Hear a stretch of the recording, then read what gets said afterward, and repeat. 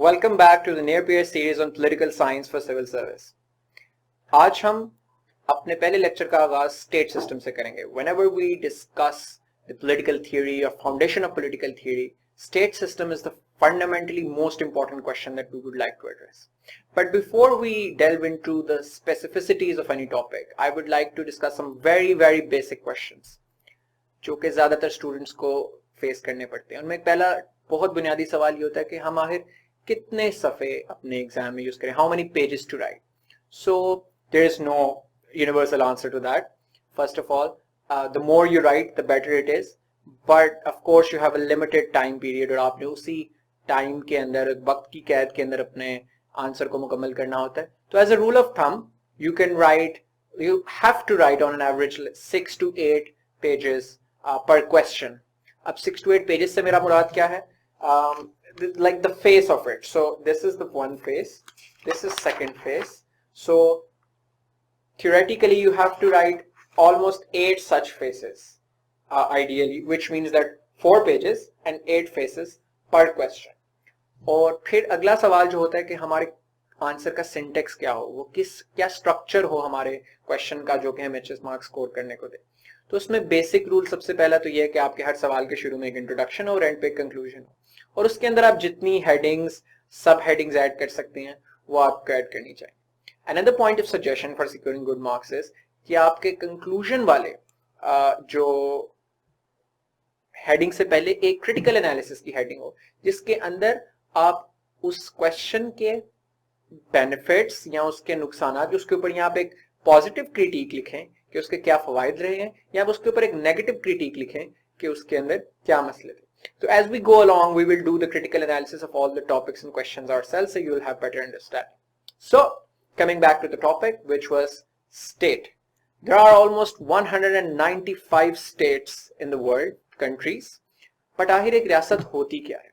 Political science के अंदर रियासत की एक टेक्निकल डेफिनेशन और एक टेक्निकल अंडरस्टैंडिंग को फॉलो किया जाता है. वो क्या है? सबसे पहले उसके मल्टीपल फीचर्स हैं, उसके अंदर मल्टीपल कैरेक्टरिस्टिक्स हैं जो हम बारी बारी देखेंगे.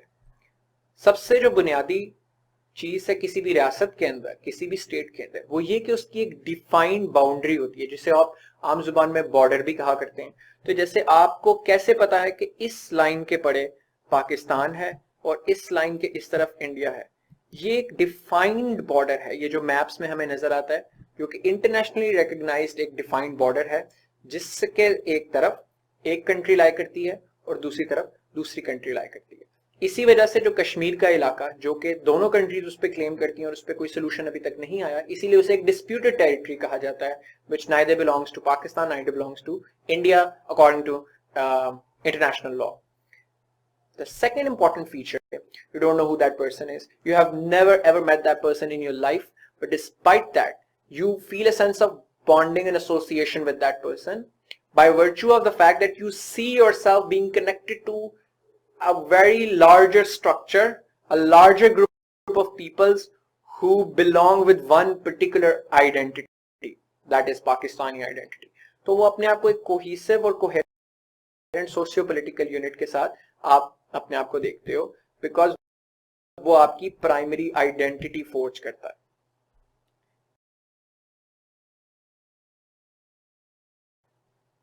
The next is कि, और ये सबसे गालिबन इंपॉर्टेंट हिस्सा है किसी भी नेशन का. नेशन स्टेट्स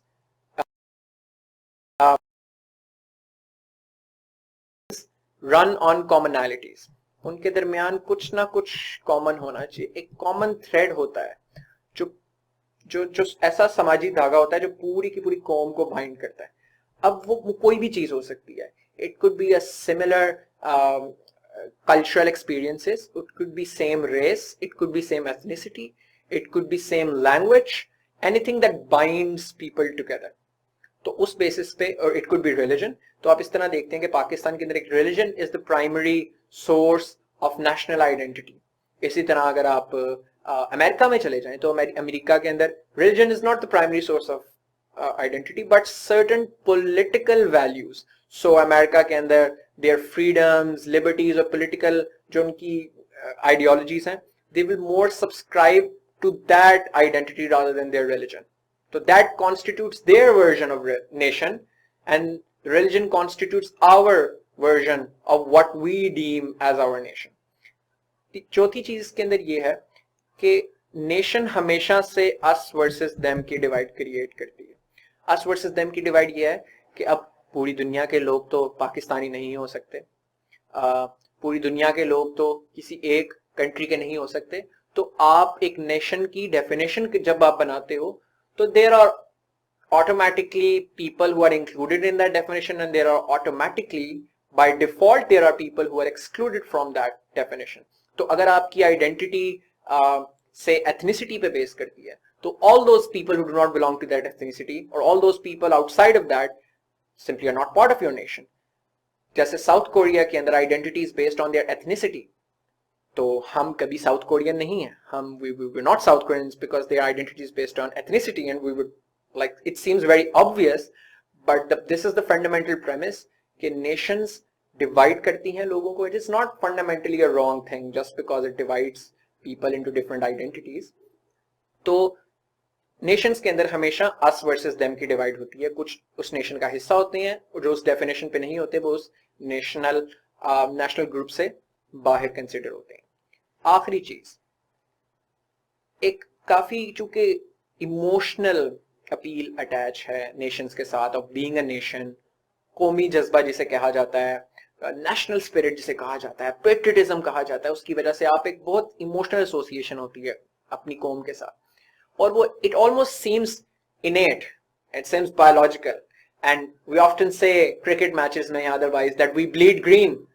आप अपना खून निकाल के देखें, you don't bleed green, you bleed red. Every person in this world bleeds red. No one bleeds green. What does this mean? इसका मतलब यह है कि नेशन का concept is artificial. It's not innate, it's not biological, it's not something natural, it is something that is the product of artificial construction. ये जो imagine communities फिक्रा लिखा है, ये किताब थी एक पॉलिटिकल साइंटिस्ट जिसका नाम बेनेडिक्ट एंडरसन था, जिसके तहत उसने ट्रेस किया था कि हिस्टोरिकली नेशन बिल्डिंग किस तरह की गई और मुख्तलिफ किस तरीके से नेशंस का कॉन्सेप्ट इन्वेंट हुआ और आप के जो आइडियल्स हैं नेशन के और हीरोज हैं वो किस तरीके से क्रिएट किए जाते हैं. एक पॉइंट ऑफ एंट्री इसके अंदर ये है कि तमाम रियासतों के पास, तमाम अकवाम की अपनी अपनी रियासतें नहीं होती. All nations do not have their own nations. That is why there are certain nations who are recognised as unique nations, यानी उनकी कल्चर, उनकी आइडेंटिटी यूनिक समझी जाती है, but still they don't have a political territory. That is Kurds, Roma and Palestinians. Kurds in Turkey, Syria, Iraq are fighting for their independent state. Roma people, by their very definition, are known as the stateless people, and we all know the sad story of the Palestinians कि किस तरह उनकी nationhood को statehood में convert नहीं किया जा रहा. अब ये दो concepts हो गए आपके पास, state और nation. जब इन दोनों को आप merge कर देते हैं तो concept बनता है complete the sentence nation state का. लेकिन उससे पहले हम कुछ एग्जांपल्स इंपॉर्टेंट देख लेते हैं जो डिफरेंट तरीके से लोगों ने अपनी नेशन बिल्डिंग किस तरीके से की हुई है. सबसे पहले हमारे पास कुछ ऐसी नेशंस हैं जो एथनिसिटी की बेस पे उन्होंने अपनी नेशनल आइडेंटिटी या नेशनहुड के कॉन्सेप्ट को डिफाइन किया, जिसके अंदर south Korea, Japan, Iceland, Portugal, ये वो कंट्रीज हैं जिन्होंने अपनी सेम एथनिसिटी, और ये सिर्फ उन्हीं मुमालिक में काम कर सकता है जहां पर मल्टी एथनिक पॉपुलेशन नहीं है. सो साउथ कोरिया के अंदर प्रोडोमिनेटली कोरियन पॉपुलेशन है by ethnicity, like it's overwhelmingly Korean, so that's why it is based on their ethnicity. Same goes with other 3 countries as well. There are certain countries that base their national identity or their historically their national integration has been forged by a common language. So France में for instance French language is the common denominator. French used to be a language that was only spoken by the people of Paris, and so it was known as Parisian French.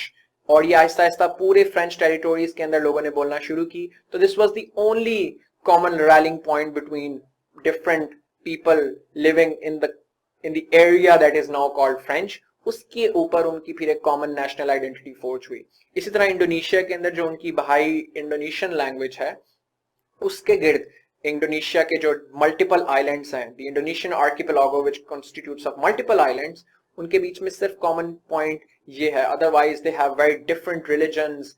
Bali is Hindu, Jakarta is Muslim, some parts are Christian, predominantly it's Muslim in terms of the quantum of people, but language has been historically the force that has binded them together. More examples. Nations based on shared history, heroes, customs or culture. These are applied for countries who are multi-ethnic, multicultural, multiracial and multilingual societies. Societies that often have a lot of different biological characteristics. तो in the sense के आप अपनी ethnicity नहीं बदल सकते.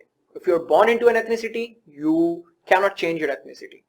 तो ऐसी countries फिर ethnicity के ऊपर nation building की बजाय अपने common culture, common history या collective struggle of collective consciousness के ऊपर base करती हैं अपनी identity. ये हम देखते हैं कि किस तरह स्विट्जरलैंड, चाइना और इंडिया के केस में हमें नजर आता है. India is such a Divers country, it's multilingual, multi ethnic, multicultural, और अगर वो किसी एक एथनिसिटी की बेस पे अपनी नेशनल आइडेंटिटी फोर्ज करेंगे तो काफी ज्यादा कम्युनल वायलेंस के और डिसरप्शन के खतरात नजर आते हैं. और हम आज भी देखते हैं जब भी अपनी नेशनल आइडेंटिटी को वो फोकस करने की बजाय अपनी पैरोकियल आइडेंटिटीज लाइक अपनी हिंदू आइडेंटिटी या नॉर्दर्न इंडियन आइडेंटिटी पे फोकस करते हैं तो किस तरीके से कम्युनल कॉन्फ्लिक्ट्स बढ़ जाती हैं. तो इसीलिए ऐसी कंट्रीज कोशिश करती हैं कि अपने कॉमन कल्चर, इंडिया में जैसे कलेक्टिव स्ट्रगल अगेंस्ट कॉलोनाइजेशन, तो जो उनकी डीकॉलोनाइजेशन स्ट्रगल थी जिसके अंदर डिफरेंट लीडर्स ने हिस्सा लिया, अबुल कलाम आजाद से लेकर गांधी से लेकर नेहरू तक, तो उन्होंने उसके ऊपर फोकस करते हैं रादर देन के वो अपनी किसी पर्टिकुलर आइडेंटिटी पे फोकस करें. इसी तरह चाइना, इवन दो चाइना में एथनिसिटी डोमिनेंट एथनिसिटी हैन चाइनीज कहलाती है, लेकिन वहां पर तिब्बतन्स भी रहते हैं. चाइना के अंदर योगर मुस्लिम्स भी रहते हैं जो जिंगजांग प्रोविंस के अंदर. तो चाइना ने अपनी जो पूरी की पूरी नेशनल आइडेंटिटी है वो अपनी कॉमन हिस्ट्री के ऊपर बेस की है. देयर कम्युनिस्ट स्ट्रगल जो कि माओ जेडोंग के अंडर उन्होंने लीड की थी, and Mao Zedong is revered as a founding father, as a father figure, और उसको उस कॉमन हीरो और उनकी common struggle against capitalist structures to establish a communist regime, इसको वो अपनी नेशनल आइडेंटिटी के तौर पे यूज करते हैं. सिमिलरली कुछ नेशंस हैं जो इस्लाम या कोई अपने पर्टिकुलर मजहब के ऊपर अपनी नेशनल आइडेंटिटी को बेस करते हैं. Unsurprisingly Pakistan is one of them. Iran, since Iranian revolution of 1979, has been basing their identity on a peculiar version of Islam, their own version of Islam, which is the Shiite Islam. Saudi Arabia is completely opposite in terms of their sect, but वो भी एक Islamic identity के ऊपर उन्होंने अपनी nation का concept जो है फोर्ज किया हुआ है. इजराइल ने अपनी जूइश आइडेंटिटी के ऊपर अपना नजरिया जो है वो सारा का सारा बेस किया. तो ये वो तमाम डिफरेंट कंट्रीज जिसके अंदर हमने देखा कि कुछ एथनिसिटी की बेसिस पे आपके सामने, कुछ लैंग्वेज की बेसिस पे, और कुछ अपनी शेयर्ड हिस्ट्री, कल्चर, हीरोज या कस्टम्स की बेसिस पे, और कुछ रिलीजन की बेसिस पे आइडेंटिटी फोर्ज करते हैं. और अब हम जब अगला लेक्चर कंटिन्यू करेंगे तो उसके अंदर हम देखेंगे कि नेशन और स्टेट को मिलाकर नेशन स्टेट कैसी होती है. Till then, see you.